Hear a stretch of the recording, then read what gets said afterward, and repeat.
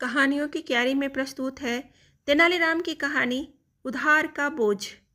एक बार किसी वित्तीय समस्या में फंसकर तेनालीराम ने राजा कृष्णदेव राय से कुछ रुपए उधार लिए थे। समय बीतता गया और पैसे वापस करने का समय भी निकट आ गया, परंतु तेनालीराम के पास पैसे वापस लौटाने का कोई प्रबंध नहीं हो पाया था। सो उसने उधार चुकाने से बचने के लिए एक योजना बनाई। एक दिन राजा को तेनालीराम की पत्नी की ओर से एक पत्र मिला। उस पत्र में लिखा था कि तेनालीराम बहुत बीमार है। तेनालीराम कई दिनों से दरबार में भी नहीं आ रहा था, इसलिए राजा ने सोचा कि स्वयं जाकर तेनालीराम से मिला जाए। साथ ही राजा को भी संदेह हुआ कि कहीं उधार से बचने के लिए तेनालीराम की कोई योजना तो नहीं है। राजा तेनालीराम के घर पहुँचे।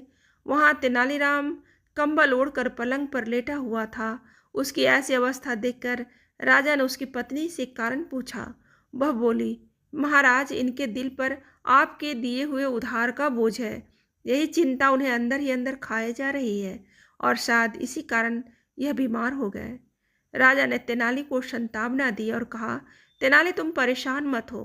तुम मेरा उधार चुकाने के लिए नहीं बंधे हुए हो। चिंता छोड़ो और शीघ्र स्वस्थ हो जाओ। यह सुनकर तेनालीराम पलंग से कूद पड़ा और हंसते हुए बोला, महाराज, धन्यवाद। यह क्या है तेनाली? इसका मतलब तुम बीमार नहीं थे? मुझसे झूठ बोलने का तुम्हें साहस कैसे हुआ? राजा ने क्रोध में बोला। नहीं नहीं महाराज, मैंने आपसे झूठ नहीं बोला। मैं उधार के बोझ से बीमार था। आपने जैसे मुझे उधार से मुक्त किया, तभी से मेरी सारी चिंता खत्म हो गई और मेरे ऊपर से उधार का बोझ हट गया।